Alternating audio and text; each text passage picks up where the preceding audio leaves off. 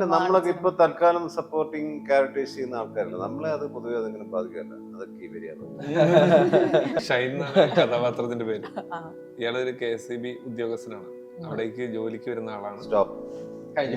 മാത്യുവിന്റെ character നല്ല cute ക്യാരക്ടറാണ്, നല്ല രസമുള്ള. ഫസ്റ്റ് സീൻ ഞങ്ങൾ ഒരുമിച്ച് ചെയ്തപ്പോൾ എനിക്ക് ഭയങ്കര ഇഷ്ടപ്പെട്ടു. അപ്പൊ ഇവരിലൊക്കെ പഠിക്കാനില്ല നമുക്ക്. നമ്മളിപ്പോ എല്ലാം പഠിച്ചിട്ടിരിക്കണം, ഒന്നുമില്ല.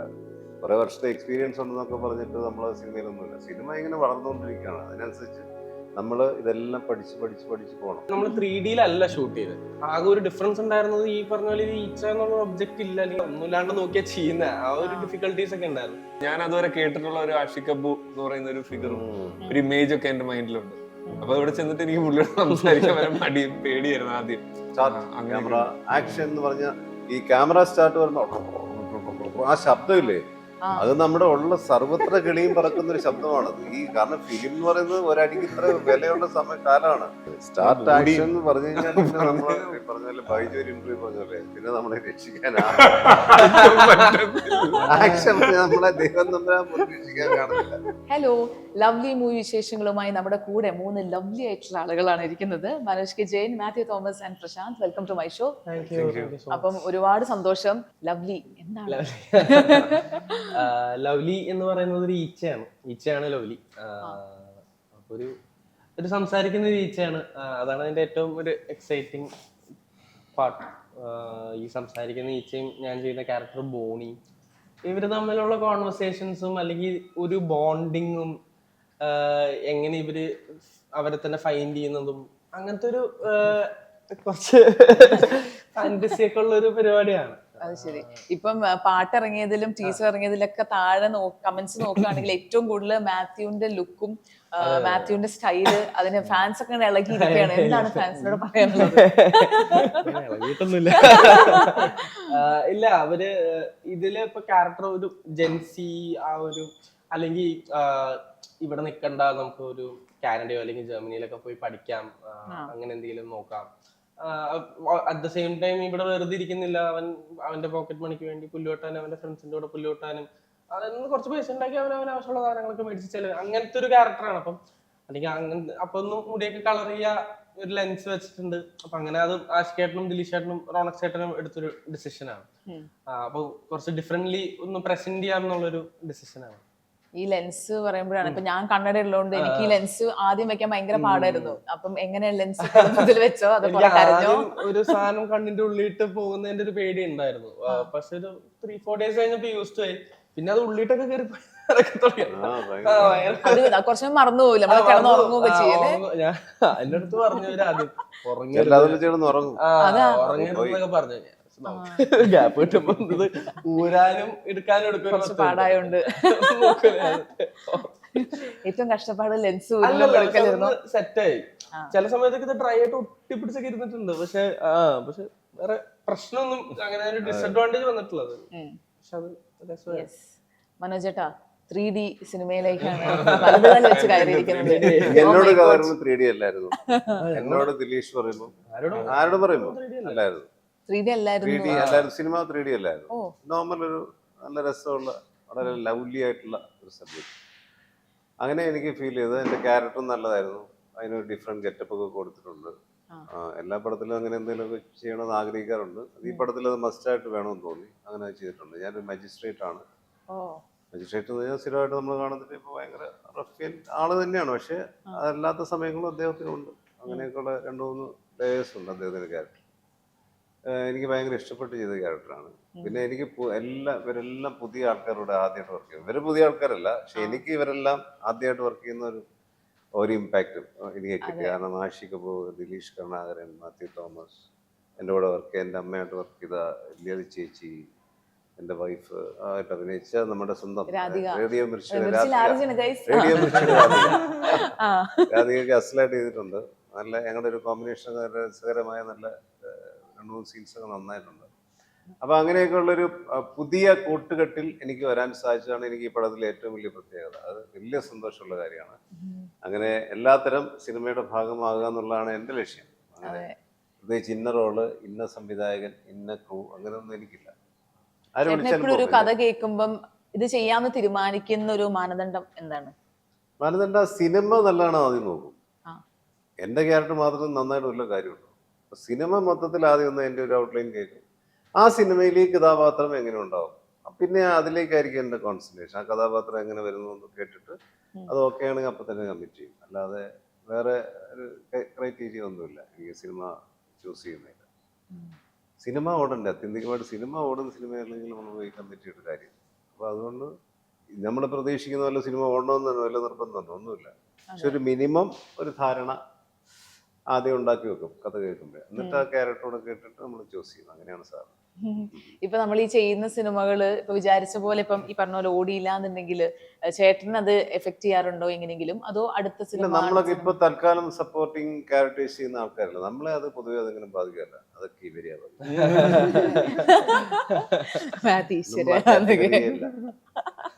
ബാധിക്കാറില്ല. മാത്യു ഒക്കെ ഇപ്പൊ എല്ലാ തരം റോളും ചെയ്തു കൊടുക്കും. ഇല്ല, അങ്ങനെ ഒരു ആഗ്രഹമില്ലേ? ഇപ്പൊ ബ്രോമാൻസിലൊക്കെ നിങ്ങൾ 4 പേരല്ലേ? അതെ. അപ്പൊ അത് ഏറ്റവും ബുദ്ധിപരമായ നീക്കമാണ്. അല്ല നമ്മളിങ്ങനെ സിംഗിൾ ഹീറോ ആയിട്ട് നമ്മൾ ഇങ്ങനെ അങ്ങനെ നിൽക്കുന്ന ഒരു ഹീറോ ക്യാരക്ടർ മാത്രമേ ചെയ്യുന്ന പിടിവാശിയൊക്കെ വെച്ച് ഇന്നത്തെ കാലത്ത് വർക്കൗട്ട് ആവില്ല. നമ്മൾ എല്ലാത്തരം ക്യാരക്ടേഴ്സിലേക്ക് പോകണം. അപ്പൊ അങ്ങനെയാണ് ഞാനൊക്കെ കുറെ വർഷങ്ങളായിട്ട് അങ്ങനെയാണ്. അതുകൊണ്ട് കുഴപ്പമൊന്നുമില്ല. ഇങ്ങനെ ഇപ്പോഴും 10-36 വർഷമായി ഇങ്ങനെയൊക്കെ സൈഡിൽ കൂടെ നമ്മളുണ്ട്. അയ്യോ, സൈഡിൽ കൂടെ ചേട്ടാ അത് മാത്രം ഉണ്ട്, ഇവിടെയൊക്കെ ഉണ്ട്, അവിടെ ഇവിടെയൊക്കെ ആയിട്ടുണ്ട്. പ്രശാന്തന് പറയാ എന്താണ് റോള്? ഷൈൻ കഥാപാത്രത്തിന്റെ പേര്. ഇയാളൊരു KSEB ഉദ്യോഗസ്ഥനാണ്. അവിടേക്ക് ജോലിക്ക് വരുന്ന ആളാണ്. സ്റ്റോപ്പ്. കഴിഞ്ഞു. ഇനി പറയാൻ പോയാൽ വലിയ കുഴപ്പമാണ്. Oh my God.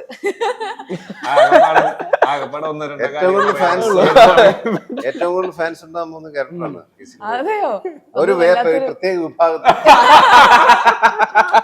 ഇതൊക്കെ നമുക്ക് മനസ്സിലാവണമെങ്കിൽ ഈ സിനിമ പറയണമെന്നാണ് എനിക്ക് തോന്നുന്നത്. അപ്പൊ അതിലെന്തോ ഇല്ലേ എന്ന് ഞാൻ സംശയിക്കുന്നു. അപ്പൊ ശരിക്കും ഈ ഇന്റർവ്യൂവിൽ അപ്പൊ ഒന്നും പറയാൻ പറ്റാത്തൊരവസ്ഥയിലാണ് ചേർത്തിരിക്കുന്നത്. പ്രശാന്തിന് ഫാൻസ് അസോസിയേഷൻ ഇപ്പോഴും ഉണ്ടെന്ന് തോന്നുന്നു. പക്ഷെ മറ്റേ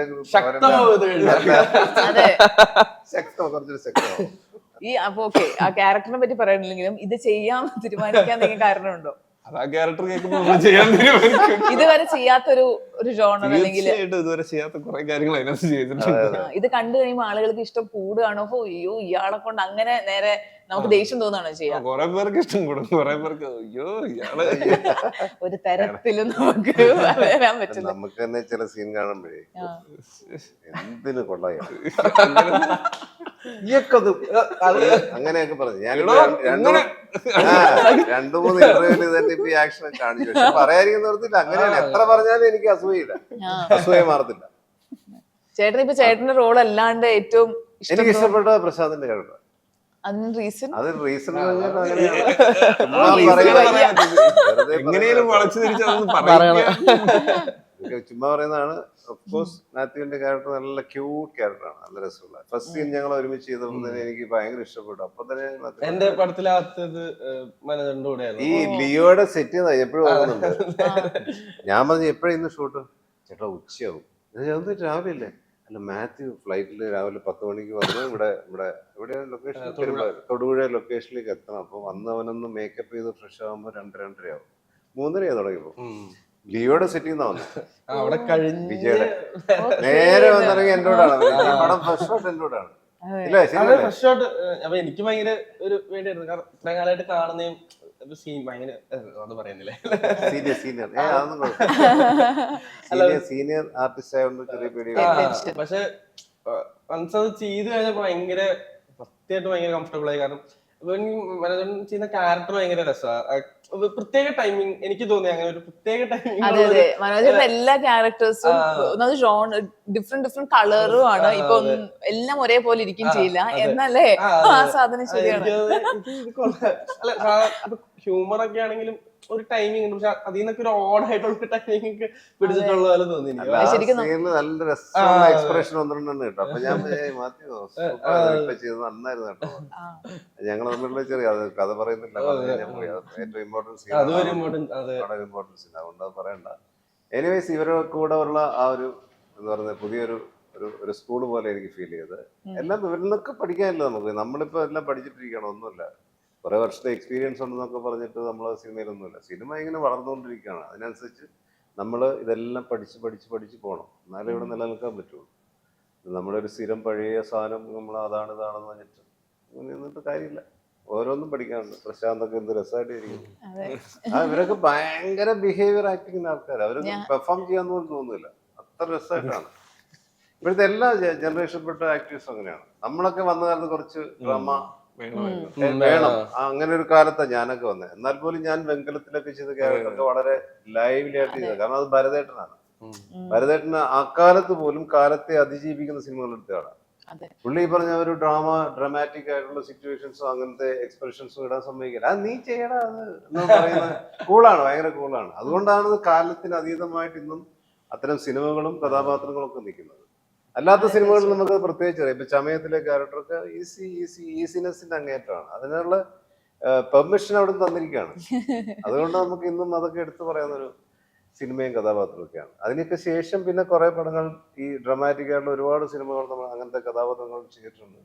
ഇപ്പൊ വരുമ്പോ എല്ലാം ഭയങ്കര റിയലിസ്റ്റിക് സിനിമകളുടെ ഭാഗമാകാൻ സാധിക്കുന്നു. അത് ഭയങ്കര അങ്ങനെ മൊത്തം അവരുടെ ആറ്റിറ്റ്യൂഡേ വേറെയാണ്. അപ്പൊ അതൊക്കെ എനിക്ക് സംബന്ധിച്ചിടത്തോളം പുതിയ പഠനമാണ്, ലെസനാണ്. ഇപ്പൊ ഈ റിയലിസ്റ്റിക് സിനിമകൾ ഇപ്പം കുറെ കൂടുതലാണല്ലോ ഇപ്പൊ നടക്കുന്നത്. അപ്പൊ ഈ ഒരു കാലഘട്ടത്തിൽ ഇങ്ങനത്തെ 3D ഫാന്റസി എന്നൊക്കെ പറയുന്ന സിനിമകൾക്ക് എത്രമാത്രം ഒരു ഇമ്പോർട്ടൻസ് ഉണ്ടെന്ന് ചേട്ടന് തോന്നുന്നുണ്ട്? അല്ല, ഇപ്പൊ 3D എന്ന് പറയുന്നത് അങ്ങനെ എപ്പോഴും സംഭവിക്കുന്ന സിനിമ പരിപാടി അല്ലല്ലോ. 3D വല്ലപ്പോഴും ബറോസ് വന്നതിന് ശേഷം ഇപ്പൊ വീണ്ടും വരുവാണ് അല്ലെ. പക്ഷെ അതൊന്നുമായിട്ട് ഒരു ബന്ധമില്ല. ഇത് കുട്ടികൾക്ക് വേണ്ടിയുള്ള സിനിമയോ അല്ല. അങ്ങനെ ആരും തെറ്റിദ്ധരിക്കണ്ട. കുട്ടികൾക്കും കാണാം, എന്റെ പ്രായത്തിലുള്ളവർക്കും കാണാം, എന്റെ അച്ഛന്റെ പ്രായത്തിലുള്ളവർക്കും കാണാം, എല്ലാവർക്കും കാണാൻ പറ്റുന്ന സിനിമയാണ് 3D എന്ന് പറഞ്ഞാൽ ഉടനെ നമ്മൾ അത് എന്റെ ക്യാരക്ടറിന്റെ ഒരു യാത്രയും ഈ പ്രശാന്തിന്റെ ക്യാരക്ടറിന്റെ യാത്രയൊന്നും കുട്ടികൾക്ക് ഒരിക്കലും കാണാനോ അവർക്ക് പഠിക്കാനോ ഒന്നും ഇതിനകത്ത് ഭയങ്കര കുഴപ്പമാണ്. പഠിക്കാൻ പാടില്ലാത്ത പല സീൻസും അതിനകത്തുണ്ട്. എന്നാ പിന്നെ അങ്ങനെ കുട്ടികൾ ചിത്രയാവുന്നത്. പക്ഷെ മാത്യുവിന്റെ ഒരു പ്രത്യേക സിറ്റുവേഷനിൽ വരുന്ന ഒരു ഏരിയ മുഴുവൻ കുട്ടികൾക്ക് ഭയങ്കരമായിട്ട് എൻജോയ് ചെയ്യാം. അപ്പൊ എല്ലാത്തരം പ്രേക്ഷകരെയും നമുക്ക് തിയേറ്ററിൽ എൻജോയ് ചെയ്യാൻ പറ്റുന്ന സിനിമ തന്നെയാണ് ലവ്ലി. ഇപ്പൊ 3D ഷൂട്ടും കാര്യങ്ങളൊക്കെ ഇപ്പൊ നോർമൽ ഒരു സിനിമയുടെ സെറ്റ് ആയിരിക്കില്ലല്ലോ, എനിക്കറിയില്ല. അത് നമ്മൾ 3D-ലല്ല ഷൂട്ട് ചെയ്ത്, നമ്മൾ നോർമലി ഷൂട്ട് ചെയ്ത്. ആകെ ഒരു ഡിഫറൻസ് ഉണ്ടായിരുന്നത് ഈ പറഞ്ഞ പോലെ ഈച്ച എന്നുള്ള ഒബ്ജക്റ്റ് ഇല്ല, അല്ലെങ്കിൽ അങ്ങനത്തെ നമ്മൾ ഒന്നുമില്ലാണ്ട് നോക്കിയാ ചെയ്യുന്ന ആ ഒരു ഡിഫിക്കൽട്ടീസ് ഒക്കെ ഉണ്ടായിരുന്നു. 3D എന്നുള്ളത് അവർക്ക് പോസ്റ്റ് പ്രൊഡക്ഷൻ ചെയ്യുന്ന സമയത്ത് ഇപ്പൊ ഈ ഈച്ചേനെ 3D ഒബ്ജക്റ്റ് ആണല്ലോ ഈച്ച. അപ്പൊ അത് 3D ചെയ്ത് അനിമേറ്റ് ഒക്കെ ചെയ്ത് ആണ് ചെയ്തത്. അപ്പോ മൊത്തത്തിൽ ആ വിഷ്വലി ഇതിനെ നമുക്ക് 3D-യിൽ പ്രസന്റ് ചെയ്താൽ കുറച്ചും കൂടെ വിഷ്വലി കുറച്ചും കൂടെ ആൾക്കാർക്ക് കണക്ട് ആവുകയും അല്ലെങ്കിൽ ഒന്നും കൂടെ അതൊരു വിഷ്വൽ ട്രീറ്റ് കുറച്ചും കൂടെ ഒരു ബെറ്റർ നമ്മൾ ചെയ്തതിനേക്കാൾ ഒരു എൻഹാൻസ്മെന്റ് കിട്ടും. അപ്പൊ ഒരു വന്ന ഡിസിഷനാണ് നമുക്ക് 3D കൺവേർട്ട് ചെയ്യുകയാണ് നമ്മൾ ചെയ്തേക്കുന്നത്. അതെ, ഇതിന്റെ വേറൊരു ഹൈലൈറ്റ് ആണ് ആഷിഖ് കപൂർ എന്ന് പറയുന്ന ക്യാമറമാൻ അല്ലേ. അപ്പം ക്യാമറമാന്റെ ഉള്ളിൽ നിന്ന് ഇടയ്ക്കിടയ്ക്ക് ഡയറക്ടർ ഉണർന്നു വന്നിരുന്നു. അതാ ഞാൻ വേറൊരു ഇന്റർവ്യൂ ഇപ്പൊ പറഞ്ഞത്. അങ്ങനെ ഒരു സംഭവം ഇത്രയും വലിയ ഡയറക്ടറായിട്ട് ദിലീഷ് അവര് ഭയങ്കര ഫ്രണ്ട്സ് ആണ്. ആവശ്യമില്ലാത്ത ചില ഇടപെടലുകളുണ്ട്, അതൊന്നും ആഷിഖ് നടത്തിയിട്ടില്ല. ആഷിഖ് ജോലി ക്യാമറമാനാണ്. പുള്ളി എപ്പോ നോക്കിയാലോ അതിനകത്ത് ഇങ്ങനെ നോക്കി റെഡിയല്ലേ, ഞാൻ റെഡി ആകട്ടോ എന്നൊക്കെ പറഞ്ഞിട്ടുള്ള വളരെ പ്രൊഫഷണലിസം കാണിക്കുന്ന ഒരു ക്യാമറമാൻ നമ്മൾ അങ്ങനെയുള്ള ഒരുപാട് പേര് കണ്ടിട്ടുണ്ട്. പക്ഷെ ഇദ്ദേഹം ഈ ഡിറക്ഷന്റെ സൈഡിലേക്കൊന്നും ശ്രദ്ധിച്ചിട്ടേ ഇല്ല. സജഷനെങ്കിലും പറയാം, ചിലപ്പോ രഹസ്യമായിട്ടൊക്കെ പറഞ്ഞ സെറ്റിലൊക്കെ ചിലപ്പോ ഒരു ഓവർടേക്കിംഗ് ഒക്കെ നടത്താം.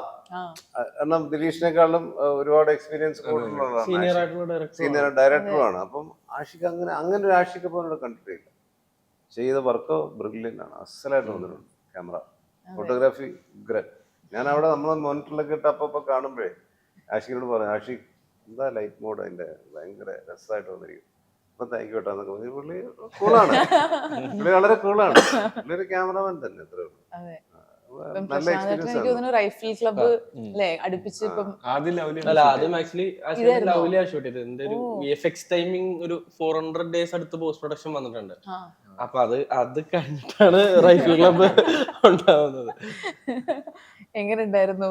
അല്ല, ഇതാണ് ആഷിഖേട്ടൻ. എനിക്ക് എന്ന് വെച്ചാൽ അതാണ് അൺബിലീവബിൾ ആണ്. ഞാൻ അതുവരെ കേട്ടിട്ടുള്ള ഒരു ആഷിഖ് കപൂർ എന്ന് പറയുന്ന ഒരു ഫിഗറും ഒരു ഇമേജ് ഒക്കെ എന്റെ മൈൻഡിലുണ്ട്. അപ്പൊ ഇവിടെ ചെന്നിട്ട് എനിക്ക് പുള്ളിയോട് സംസാരിക്കാൻ വരെ മടിയും പേടിയായിരുന്നു ആദ്യം. പക്ഷെ ഭയങ്കര കൂളായിട്ട് എന്നെ ജസ്റ്റ് ഇങ്ങനെ ചിരിച്ചു കാണിച്ചു. ഞാനിങ്ങനെ ചിരിച്ചു കാണിച്ചു. അപ്പൊ എനിക്ക് സംശയം എന്നെ മനസ്സിലായോ അതോ വെറുതെ ഇങ്ങനെ ചിരിച്ചു കാണിച്ചാണോ അങ്ങനെ ഒരു സാധനം. പിന്നെ ഈ പറയുന്ന പോലെ ഫുൾ ഓൺ സിനിമാറ്റോഗ്രാഫർ, ഭയങ്കര സീസൺഡ് സിനിമ. നമ്മൾ ഒരുപാട് സെറ്റുകളിൽ പോയി സിനിമാറ്റോഗ്രാഫേഴ്സിനൊക്കെ കണ്ടിട്ടുണ്ട്. അപ്പൊ പലരും ഇങ്ങനെ ഇയാളൊന്ന് അതിലായിട്ട് മാറ്റി അങ്ങനെയൊക്കെ പറയും അവര്, അങ്ങനെയായിരിക്കും. പക്ഷെ ഇത് പുള്ളി ഒരു വാക്ക് പറയാൻ നമ്മൾ കേട്ടിട്ടില്ല, പക്ഷെ എല്ലാ കാര്യങ്ങളും സ്ഥലത്തുണ്ട്.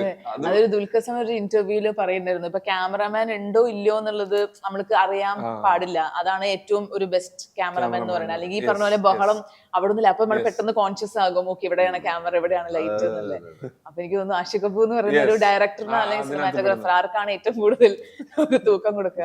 നമ്മളൊക്കെ സിനിമ വരുമ്പോ ക്യാമറയ്ക്ക് ഒരു lights own start camera action എന്ന് പറഞ്ഞ ഈ ക്യാമറ സ്റ്റാർട്ട് വരുമ്പോ ആ ശബ്ദമില്ലേ, അത് നമ്മുടെ ഉള്ള സർവത്ര കിളിയും പറക്കുന്ന ഒരു ശബ്ദമാണത്. ഈ കാരണം ഫിലിം എന്ന് പറയുന്നത് ഒരടിക്ക് ഇത്ര വിലയുള്ള കാലമാണ്. അപ്പൊ ഒരു റീടേക്ക് ഒരു 5-6 വന്നു കഴിഞ്ഞാൽ പ്രൊഡ്യൂസർ അവിടെ വന്നിട്ട് ഇങ്ങനെ കാരണം അത്രയും പൈസ വേസ്റ്റ്. ഇപ്പൊ ഇതൊന്നും ഇല്ലല്ലോ. ഇപ്പൊ ഇത് ക്യാമറ ഓൺ ചെയ്യുന്ന അറിയുന്നില്ല, ഓഫ് ചെയ്യുന്ന അറിയുന്നില്ല, ശബ്ദമില്ല, ഒന്നുമില്ല. അപ്പൊ പിന്നെ ക്യാമറമാൻ വെള്ളം വെച്ചിരുന്നത് ക്യാമറയ്ക്കേ ശബ്ദമില്ല. ശരിയാ. ആ സമയത്തൊക്കെ ഇങ്ങനെ ചേട്ടന് റീടേക്കുകളൊക്കെ പോയിട്ടുണ്ടോ? പിന്നെ ഉറപ്പല്ലേ. അപ്പൊ ചേട്ടൻ എന്താ ചെയ്യാ? അത് നമ്മുടെ ശീലമായി പോയി, കാരണം അതൊന്നും കുഴപ്പമില്ല. എല്ലാ വലിയ ആർട്ടിസ്റ്റും വരും. പെർഫെക്ഷൻ ആയിട്ട് നോക്കുന്ന ഇപ്പൊ മണിരത്നം നോക്കുമ്പോൾ ആൾക്കാർ, ഹരിഹരൻ സാർ എത്ര ടേക്ക് എടുക്കും?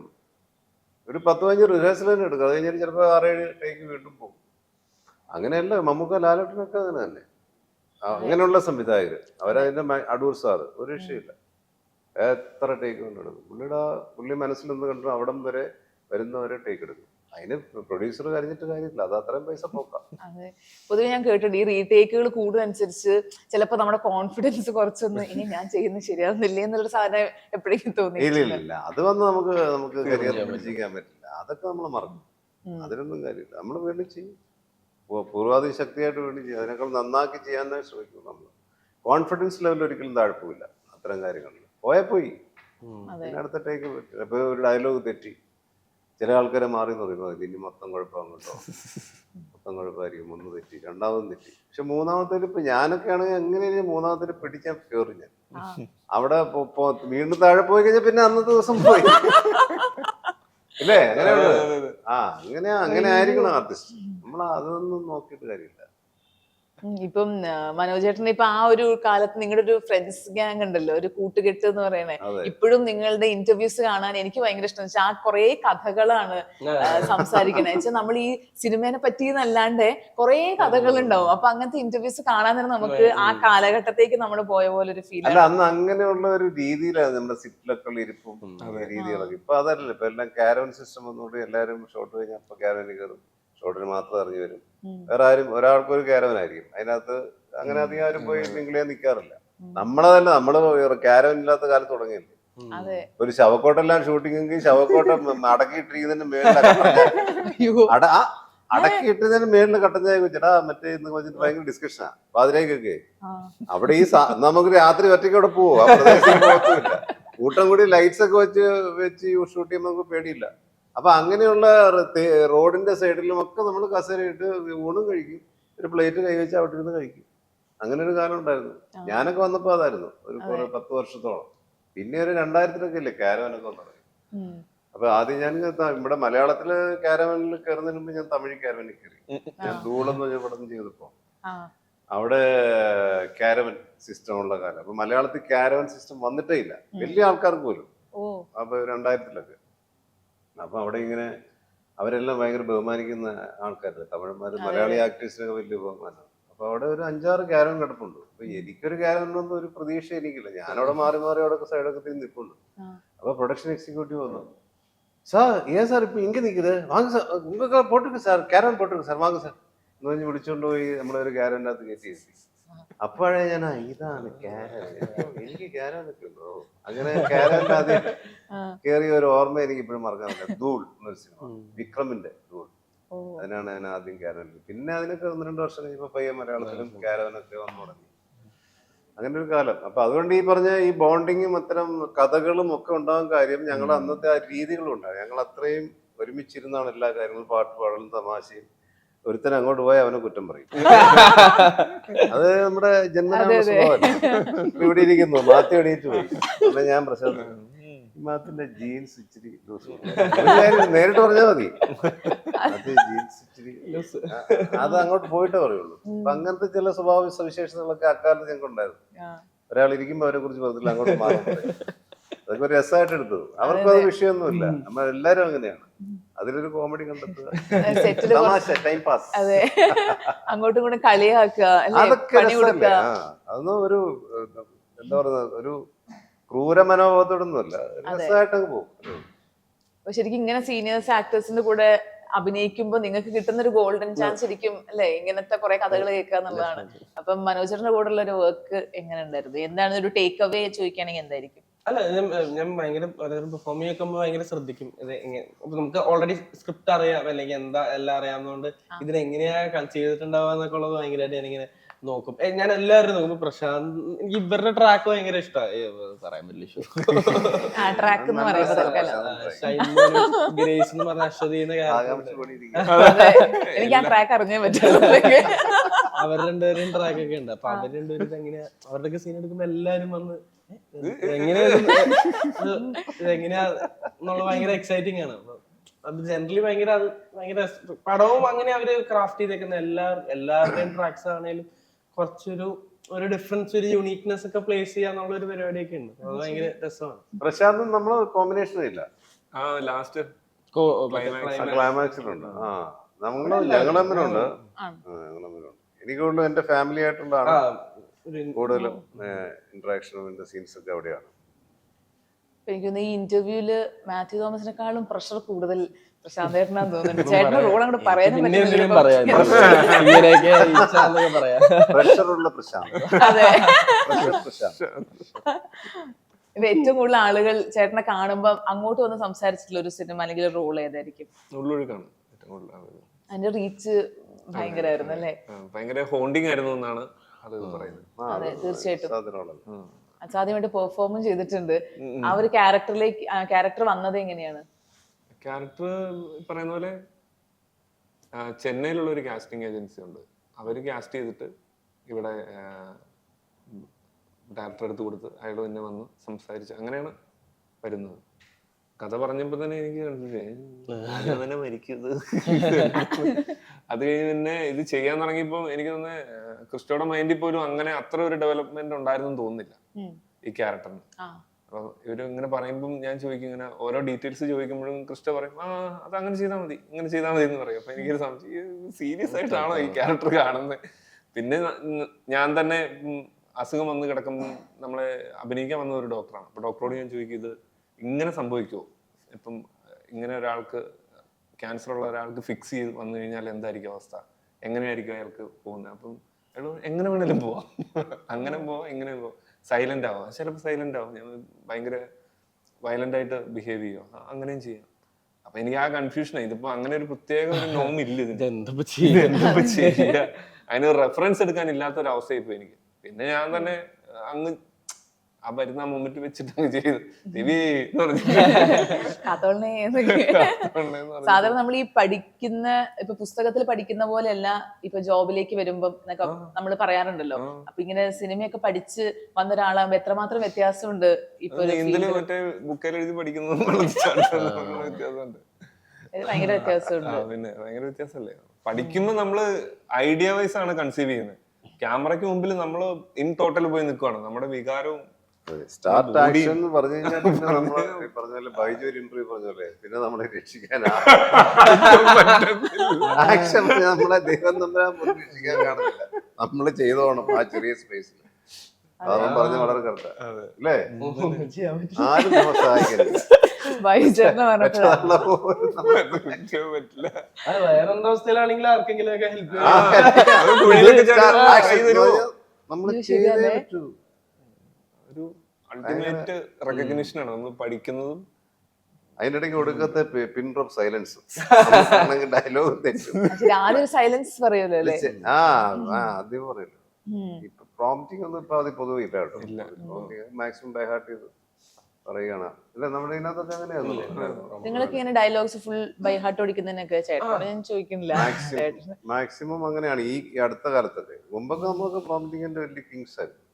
പ്രോംപ്റ്റ് ചെയ്ത് നമ്മൾ പറയണം. അന്നേരം എമ്മാതിരി ഡയലോഗുകൾ എഴുതി അപ്പം വെച്ചു. നമ്മളിങ്ങനെ കാത്തിക്കില്ലേ ഇങ്ങനെ അത് അടുത്ത ലൈൻ അവിടെ നിന്ന് പ്രോംപ്റ്റ് ചെയ്യുമ്പോൾ നമ്മൾ പക്ഷേ എക്സ്പ്രഷൻ പണ്ട് പാട്ടിനൊക്കെ പ്രോംപ്റ്റ് ചെയ്തിരുന്ന ഒരു ആർട്ടിസ്റ്റ് ഞാൻ ആരാന്ന് പറയുന്നില്ല. പാട്ടിന്റെ ലൈൻസ് സൈഡിൽ നിന്ന് ഇട്ട് കൊടുക്കും, എന്നിട്ട് അഭിനയിക്കും. അങ്ങനെയൊക്കെ അങ്ങനെ ഒരു കാര്യം ഉണ്ടായിരുന്നു.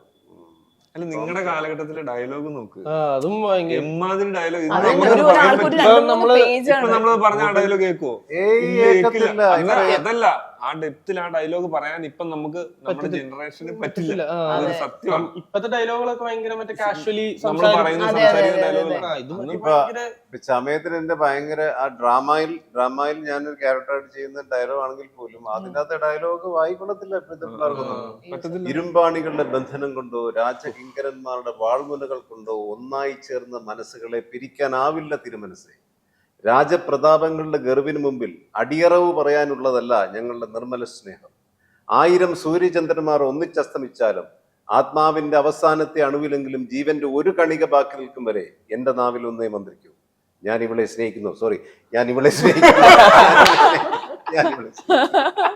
എന്റെ അമ്മ എന്താ അപ്പൊ ഇത് ഞാൻ ചോദിക്കട്ടെ, ഇതിപ്പോ ഞാൻ 93 പഠിച്ച ഡയലോഗാണ്. 93 32 വർഷമായത്. 33 ഞാനിപ്പോ പറഞ്ഞില്ലേ, ഒരു പ്രിപ്പറേഷൻ ഇല്ല പറഞ്ഞില്ലേ.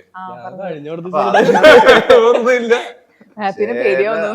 മനസ്സിൽ പറഞ്ഞെടുക്കുന്നതാണ് ഭരതേട്ടന്റെ ചമയത്തില് ഡയലോഗ്. അങ്ങനത്തെ ഡയലോഗ് മനസ്സിൽ പറയുന്നതായിരുന്നു.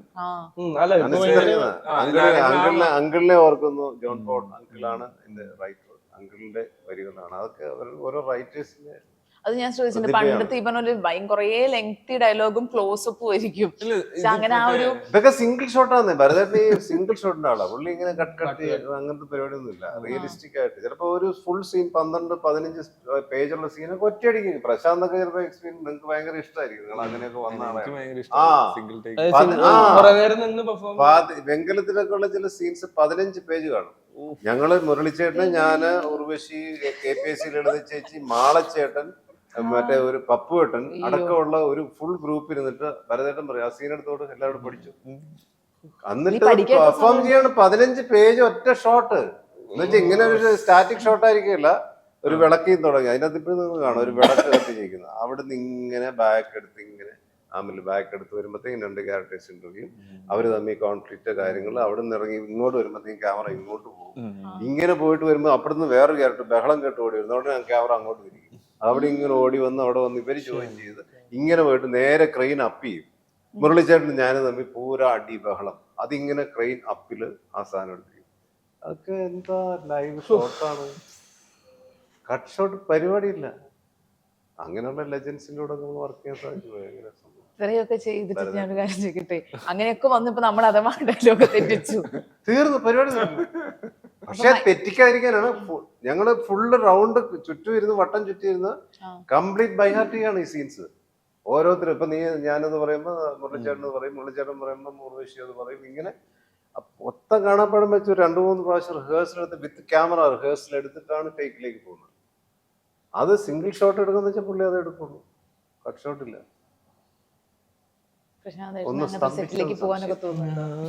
ഇന്റർവ്യൂ ഒന്ന് സ്തംഭിച്ചോ? ഇല്ല, ഞാൻ പെട്ടെന്ന് എന്റെ കിളി പോയതാണ്. അല്ല അങ്ങനെ നമുക്കിനി അങ്ങനെ പറ്റുമോ എനിക്കറിയില്ല. ഇപ്പൊ നമ്മുടെ ലിജോ സാറൊക്കെ പല്ലിശ്ശേരി സാറൊക്കെ കുറച്ചുകൂടെ ഒരു ലോങ് ടേക്ക് പ്രിഫർ ചെയ്യുന്ന ആളാണ്. പക്ഷെ അത് ഭയങ്കര ഡിഫിക്കൽട്ട് ആണ് കൊറിയോഗ്രഫി ചെയ്യാൻ. ഇവിടെ ഒന്നും ഇതെല്ലാം കറക്റ്റ് ആയിട്ട് ചെയ്യണമല്ലോ. ചെറിയ ആളാണെങ്കിൽ പോലും. പക്ഷെ ഞാൻ ചെയ്തിട്ടുണ്ട്. ഞാൻ വയസ്സത്രയില് ക്ലൈമാക്സ് ഞാൻ ഒരു സിംഗിൾ ഷോട്ട് ചെയ്തു. 8 മിനിറ്റ് കണ്ടിന്യൂസ്. എപ്പോഴെങ്കിലും വെങ്കലം സിനിമ ഈ പർട്ടിക്കുലർ സീൻ നോക്കി ഒരു വിളക്കിന്ന് തുടങ്ങുന്നത് ആ സീൻ എങ്ങനെ പെർഫോം ചെയ്തിരിക്കുന്നു. അതെ. അപ്പം നമ്മുടെ ലവ്ലി സിനിമ റിലീസ് ചെയ്യാൻ പോകുന്നു. അപ്പൊ നമ്മുടെ പ്രേക്ഷകരുടെ അടുത്ത് എന്താണ് സിനിമയെ പറ്റി പറയുന്നത്? നമ്മള് സംസാരിച്ചാൽ ഭയങ്കര ക്യൂട്ട് ഫിലിമാണ്. ഫാന്റസി എലമെന്റ് ഉള്ളതുകൊണ്ട് വിഷ്വലി കുറെ കാര്യങ്ങൾ എക്സ്പെരിമെന്റ് ചെയ്തിട്ടുണ്ട്. അപ്പൊ ഇത് വിഷ്വലി ഭയങ്കര ഗംഭീരമായിട്ടാണ് അശ്കേട്ടൻ ഷൂട്ട് ചെയ്തേക്കുന്നതും ദിലീഷ് ചേട്ടൻ ഇതിനെ കൺസീവ് ചെയ്തേക്കുന്നതൊക്കെ. അപ്പൊ അത് 3Dയിലും കൂടെ വരുമ്പോൾ കുറച്ചും കൂടെ ഒരു എക്സ്ട്രാ സ്പെഷ്യൽ ആയിരിക്കും. തിയേറ്ററിൽ അത് കാണുമ്പോൾ എക്സ്പീരിയൻസ് ഭയങ്കര അടിപൊളിയായിരിക്കും. അറ്റ് ദ സെയിം ടൈം ക്യാരക്ടേഴ്സും ഇവർ തമ്മിലുണ്ടാവുന്ന ബോണ്ടിങ്ങും കോൺവെർസേഷൻസും ഓരോ ക്യാരക്ടേഴ്സിന്റെ ആർക്കൊക്കെ ഭയങ്കര ക്യൂട്ടും ലവബിളും ഒക്കെ ആയിട്ടുള്ള കാര്യങ്ങളാണ്. നമുക്ക് റിലേറ്റ് ചെയ്യാൻ പറ്റും, അല്ലെങ്കിൽ നമുക്ക് അവരോട് എന്തെങ്കിലും നമുക്കൊരു എന്താ ഒരു കണക്റ്റും അല്ലെങ്കിൽ ഒരു സൗഹൃദവും ഒരു വിഷമവും ഒരു ദേഷ്യവും ഒക്കെ തോന്നും അവരോട്. അപ്പൊ ഇതെല്ലാം കൂടെ ഒരു മിക്സർ, റിയലിസ്റ്റിക്കും ആണ്, എന്നാൽ അറ്റ് ദ സെയിം ടൈം അവിടെ ഒരു സംസാരിക്കുന്ന ഈച്ചയും ഒരു ഫാന്റസി എലമെന്റ് ഒക്കെ മൊത്തത്തിൽ ഒരു ഇത് വരുമ്പോൾ ഭയങ്കര രസമായിരിക്കും. വരാത്തൊരു തരത്തിൽ ഒരു നമ്മുടെ മലയാളത്തിൽ വരുന്ന സിനിമകളിൽ നിന്നൊരു മാറി നിൽക്കുന്ന ഒരു വിഷ്വൽ ലാംഗ്വേജ് ഒക്കെ ഉണ്ട്. അപ്പൊ അതൊക്കെ ഭയങ്കര എക്സൈറ്റിംഗ് ആയിരിക്കും.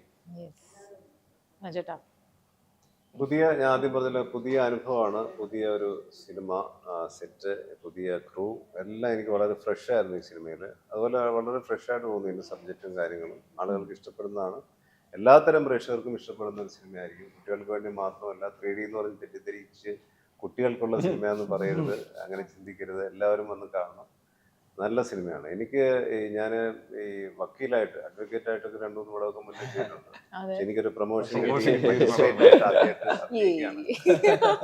അപ്പൊ അതിന്റെ ഒരു എക്സൈറ്റ്മെന്റ് ഉണ്ട്. ഞാൻ ഇതുവരെ ചെയ്യാത്ത ക്യാരക്ടറാണ്.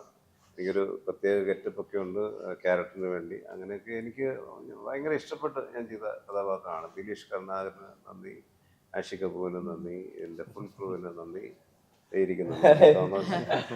ഇവരോടൊക്കെ കൂടെ വർക്ക് ചെയ്യാൻ സാധിച്ചുള്ള സന്തോഷം. All the very best. Thank you. Prashanth ക്യാരക്ടറിനെ പറ്റി പറയാൻ പറ്റുന്നില്ല, സിനിമയെ പറ്റി ഒരു ക്ലാസ് മൂവിയാണ്. ആഷി കപൂറിന്റെ ഒരു ക്ലാസ്സും ദിലീഷ് കരുണാകരന്റെ ഒരു പോയിന്റ്, ഒരു ലൈഫ് വ്യൂ ഉണ്ട്. അപ്പൊ ഈച്ച എന്ന് പറയുമ്പോൾ ഭയങ്കര ഫാന്റസി ആണെങ്കിലും ഭയങ്കര റിയലിസ്റ്റിക് ആയിട്ട് പ്ലേസ് ചെയ്യുമ്പോൾ ഒരു ഇമ്പാക്ട് ഉണ്ട്. ഇപ്പൊ സ്പൈഡർമാൻ ഒക്കെ പ്ലേസ് ചെയ്തേക്കുന്ന പോലെ ഫസ്റ്റ് ഒക്കെ, പിന്നീട് ഭയങ്കര ഫാന്റാസ്റ്റിക് ആയി എന്ന് പറയുന്ന പോലെ ലവ്ലി അങ്ങനത്തെ ഒരു പ്ലേസ്മെന്റ് ആണ്. അപ്പം അത് എനിക്കൊന്ന് ദിലീഷിനെ പരിചയപ്പെട്ട് കഴിഞ്ഞാൽ കുറച്ചുകൂടെ വലിയൊരു മനുഷ്യൻ വേറൊരു കോൺസെപ്റ്റ് ഒക്കെ ഭയങ്കര ഈസി ആയിട്ട് സിനിമ ഷൂട്ട് ചെയ്യുന്ന ആൾക്കാർ. ടെൻഷനോ ബഹളോ ഒന്നും സിനിമ എന്നുള്ളൊരു സാധനം ഒരു മുണ്ടൊക്കെ കൊടുത്തു വന്ന് അവിടെ ഡയറക്ടറുടെ സ്ഥിരം ചില ഗെറ്റപ്സ് ഉണ്ട്. പണ്ട് നമ്മളൊക്കെ ഡയറക്ടർക്ക് ഒരു ഗെറ്റപ്പ് ഉണ്ട്. അത് കാണുമ്പോ ഒരു ഗ്രൂപ്പിൽ നിങ്ങൾ കാണുമ്പോ ഓ അതാണ് സംവിധായകൻ എന്ന് നമുക്ക് തോന്നും. ശശിയേട്ടൻ, ശശി എപ്പോഴും ആ ക്യാപ്പൊക്കെ വെച്ച്, മിക്കവാറും തൊപ്പി ഇവരുടെ ഒരു വീക്ക്നെസ്. പഴയ സംവിധായകരുടെ ക്യാപ്പ് വെച്ച് തന്നാൽ അത് സംവിധായകനായിരിക്കും, അല്ലെ ഡാൻസ് മാസ്റ്ററായിരിക്കും. അപ്പൊ അങ്ങനെ ഒരു കാലമൊക്കെ പോയി. ഇപ്പം സംവിധായകരും ക്യാമറമാനും ഒക്കെ ചിലപ്പോ ബർമുഡായിട്ട് വരും, അല്ലേ? ബർമുഡായിട്ട് ഫുള്ളായിട്ട് വരും. നമ്മളോർന്ന് അവിടെ നേരെ രാവിലെ വീട്ടിൽ നേരെ എങ്ങനെ, പക്ഷെ അവര് കുളിച്ചിട്ടൊക്കെ ഉണ്ട്. പക്ഷെ ഈ പറഞ്ഞ പോലെ കോസ്റ്റ്യൂമിലൊക്കെ അങ്ങനെ വരുള്ളൂ. അങ്ങനത്തെ ഒരു കാലമൊക്കെ നമുക്ക് കാണാൻ സാധിക്കും. നമ്മൾ വന്ന കാലമായിട്ട് കമ്പയർ ചെയ്യുമ്പോഴേ അത് ഭയങ്കര രസമല്ലേ, അല്ലേ? Something different. ലവ്ലി ഉണ്ടെന്ന് തോന്നുന്നു. ഒരു ലവ്ലി വന്ന് കളിക്കുന്നുണ്ട്. ഇന്റർവ്യൂലൊന്ന് തല കാണിച്ചിട്ട് പോവാന്ന് ഞാൻ റോൾ ചെയ്തിട്ടുണ്ട്. അപ്പൊ thank you so much. All the very best. Thank U.